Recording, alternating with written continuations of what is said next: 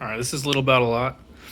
I'm doing a headlight projector retrofit on a 2017 F-150, so this would apply, to just about any retrofit project, but specifically a 2015 to a 2017 or 2018, as they changed the headlights in 2019, I believe. The newer model headlights come like all the way out here.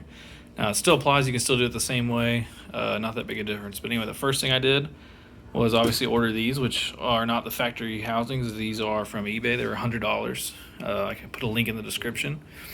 And these come with butyl glue or butyl, whatever.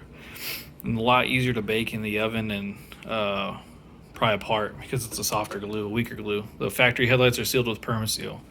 Obviously, if you're trying to save even more money, you can do your factory headlights, but to me, that's just a risk that I don't really want to take, having a potentially cracked headlight and not really having a backup plan.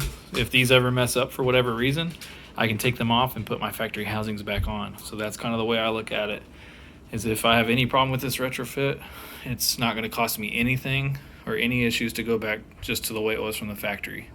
Obviously, HIDs are a humongous upgrade over halogen headlights. And those of you that drive an F-150, one of the newer models, you know that the headlights, at least the way they come from the factory, they absolutely are terrible. Probably the worst headlights, worst headlight output of any vehicle I've ever been in or on or owned, including my motorcycle, which is a Ninja 650. And that headlight, one single bulb, lights the road up better for me than my 2017 F-150.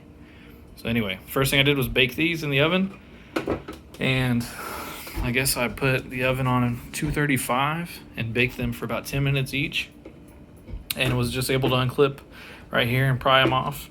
One thing I did forget to mention was that I removed all the screws, which are in this little baggie. All the screws, you want to take off as much metal as you can, for a few reasons, but obviously one of the biggest ones is to make sure that nothing's holding this on besides the glue, so that once you get it out of the oven, you can start to peel it off. The next thing I did was removed the reflector housings, or just the reflector shields, whatever you want to call these. This is actually where the projectors will sit inside of. This is looks like the right side low beam, which go on top on the F-150 headlights.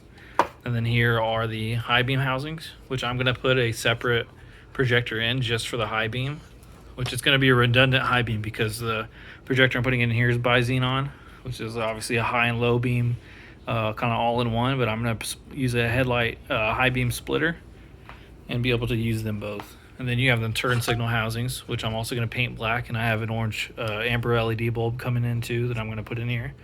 So it should turn out pretty cool. So I'm going to get these painted.